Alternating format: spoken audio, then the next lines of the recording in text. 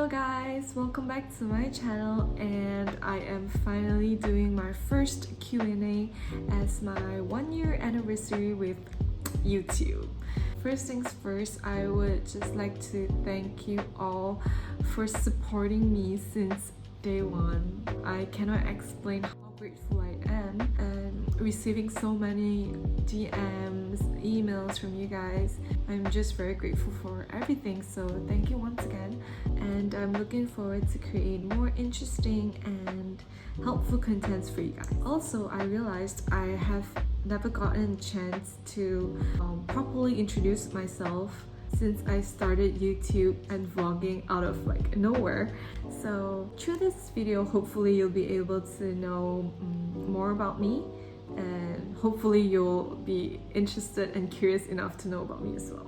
So I actually posted on my IG story asking what do you want to know about me, and I've collected some of the most asked questions and I'll be answering in this video. So let's get started. My name is Ophelia Lim Zixing. My Chinese name is Ling Zixing. 19, and I'm turning 20 on the 30th of March. I'm born in Kuala Lumpur, Malaysia, and currently based in Seoul, South Korea. I am 171 centimeters, which equivalents to 5'7". My MBTI is ENFJ. And my zodiac sign is Aries. I've actually gotten a lot of questions about this. So how many languages do I speak? I speak 5 languages and I know 7 languages. There is English, Mandarin, Malay language, Korean, Cantonese. These are the 5 that I speak. And the other 2 that I know are Hokkien. It's kind of like a dialect in our country, but it could be a language for another country. And Hakka. So basically my mom is Hakka and my dad is Hokkien. So I listen a lot, but I don't speak as much. 5 languages. The next mostly asked question is, how long have I learned Korean and how did... So I started learning Korean on March 2020 to October, which is about 8 months from level 1 to level 4, and I learned it in Songkyunkwan Okwon, which is Songkyunkwan Korean Language Institute. I learned it through online. I was supposed to fly to Korea to pick up the Korean language learning course. However, due to the pandemic, I did an online course instead. For people that has been watching me, you would know that I attend Korea University. I major in Business Administration, 경영학과, and I am starting my sophomore year this year. So I chose Korea mainly, there were 2 reasons. So the first reason was I thought the language itself was very beautiful, just to listen and speak, and so as well as the culture. So I kind of chose it. And the second was, personally, I enjoy Korea's education system because it is not as free, I would say, as in let's say I accumulate a certain amount of classes that I did not attend, I would fail that class. And so attending a Korean university would make me be very disciplined, and I would basically keep on track. So I really like that studying style. So that's why I prefer the Korean education system. Well, because since high school I've been doing that as well, so I thought it would really suit me. It wouldn't be as hard. Actually, I did not apply to Yonsei at all, mainly for 2 reasons as well. So first thing, I wanted to apply to business school, and in Korea University was famous for their business school, and so I was like, I'm going for it, And the second was the location itself. So Korea University is, if you're not aware, it's actually located in Annam, which is pretty far from a lot of main places like Hongdae and places like that. However, Yonsei is located in Sincheon, if I'm not mistaken, which is in Hongdae area. And so by staying in Annam, I feel like I would focus better because I would spend my weekdays studying in that area and really just focusing on school. It's kind of like focusing on school, and during the weekends I can just go to other areas and explore and basically spend time with my friends. And so I kind of like that balance. So that's the main reason why I applied to KU. And also one last one actually, this is the main reason. They did not have the course that I wanted. They have the Underwood College, which offers all courses in English. So for students that wants to study everything in English, you guys can check out Yonsei's Underwood College. Frankly speaking, my first year, most of my classes were online, except for exams, they were offline. So in terms of classes, I believe it's pretty similar as most online classes. One thing that would be different is probably just doing group projects with Korean friends. I think that would be just something that's very different. Well, I would say in terms of that, they are very efficient, they're very quick, they're very fast in doing work. So I really liked it because everything is so fast-paced. We basically get things done so quickly. They want good results, so everyone will be doing work there's no free riders with Koreans. And best part of studying in Korea is probably during exam seasons, cafes and convenience store at 2 a.m. basically it will be full with people, and it just makes you feel like they say, play hard, work hard. I basically can feel that. And so everyone would be out at 2 a.m. at the convenience store getting food, and it just feels very nice, we're all in this together. And that's one thing that I really like. Or even cafes during the weekends, it'll be so full, and believe it or not, cafes is a place where you talk and you enjoy time with your friends, right? But it's always so quiet because everyone's actually doing their work, but at the same time you see everyone doing work, so you feel so motivated, and that is one of the best part. Worst part, personally, I'm gonna be really honest with you guys. Personally, I did not have any bad parts. Probably just needing to be alone and doing a lot of stuff alone. Well, if you're very shy, I think it could be hard, but for me, I wasn't shy, and I kind of don't give a shoot about a lot of things, so I kind of just go for it and do it. And so I did not really have any bad experience.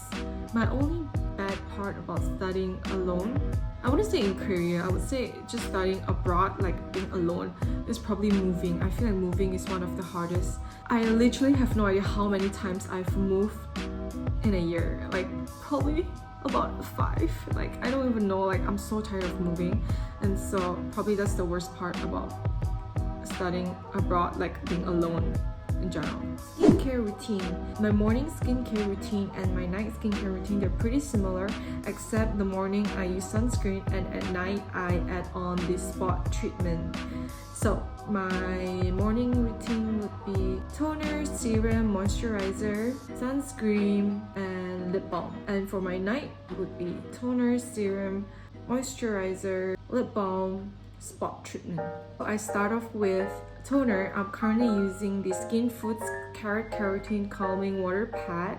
I use it as a toner pad basically. And for my serum, I'm using the Klairs Vitamin C Serum. And for my moisturizer, I'm using Dr. Jart's Cicapair, the green bottle one. I'm using that for sensitive skin. And for my sunscreen, I'm using the Esport SPF 50 sunscreen. For my spot treatment, I'm using the Tea Tree Spot Treatment from Dr. Jart as well. And my lip balm, it's the Laneige Lip Sleeping Mask, and you guys, that is actually one of the best purchase ever, and I highly recommend you guys get it. I use it, they say that it's a lip sleeping mask, but I use it as my lip balm basically. That thing is magic. That lip sleeping mask is heaven. Frankly speaking, when I was in Korea, I didn't stay as healthy. Well, but now that I'm back, I'm actually going back to my old routine, eating cleaner and basically working out more often.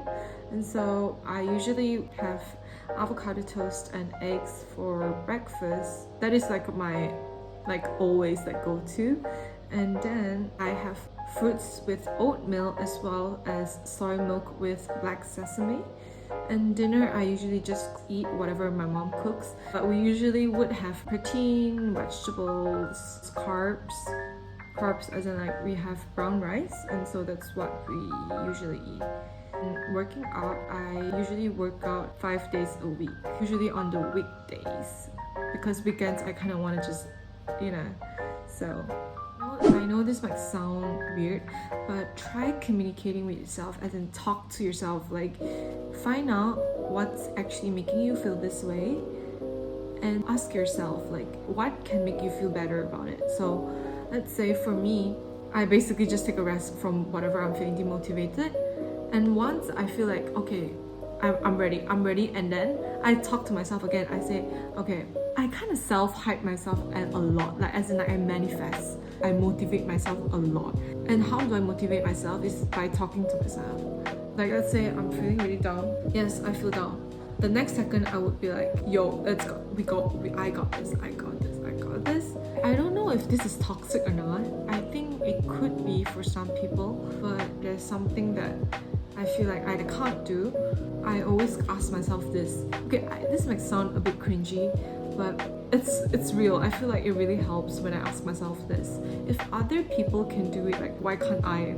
Like really, like why can't I do it, And that makes me just want to go for it, like just do it, like just do it. I don't know, like the fire in me like burns, when I find out like things like that. But of course it's okay to feel like, you're having days where you don't want to do anything and you're just having a really hard time. Well, personally, I do have times like that as well. I just basically take a rest, talk to myself, just gain back that energy to restart again and just go for it. As long as you don't stop, but just start again. I actually got a lot of questions about this as well. The answer is no. Yes, I am single, but am I ready to mingle? Who knows? Ideal type. Okay, it's ideal type, so it does not have to be, it's pretty hard. Well, this is not just ideal type. Like, I think if this person is not this way, I probably won't date that person. First, being respectful. Like, you have bad manners. Like, yo, that's a pet peeve for me for sure. Like, I'm out. Like, no. Especially when people start talking with their hands up. Like, if they point people or they do like that. I cannot. That's like my biggest red flag. Like, no.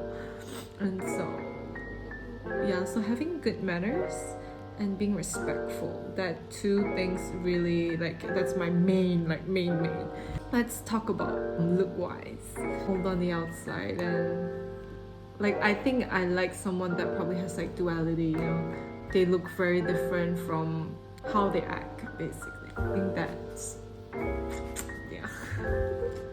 Okay, let's move on. Why did I start YouTube? Okay, actually, since high school, I did a lot of editings, and I always enjoy taking pictures and videos with my friends, but I just never really thought of editing it for real and posting on YouTube.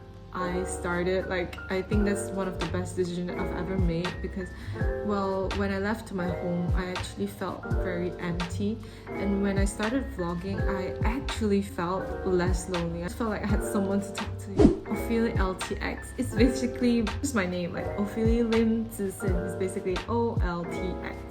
So that's how I got my YouTube name.